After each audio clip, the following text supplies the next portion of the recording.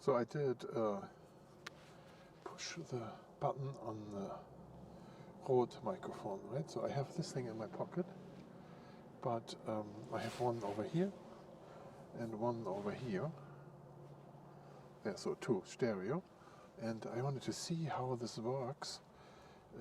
I don't have a connection to the camera, so I want to sync the audio from those two microphones with the camera audio to see how that works. Supposedly you can set a marker when you push a button, yeah? Marker.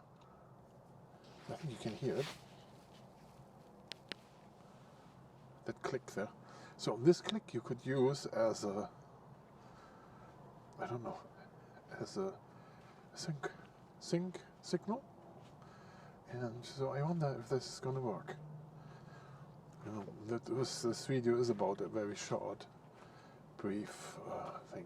And I'm surprised that I can't see a face recognition here. The camera should follow my face when I move around, and it doesn't. So I'm not sure what happened there, but yeah. Let's see how the audio works.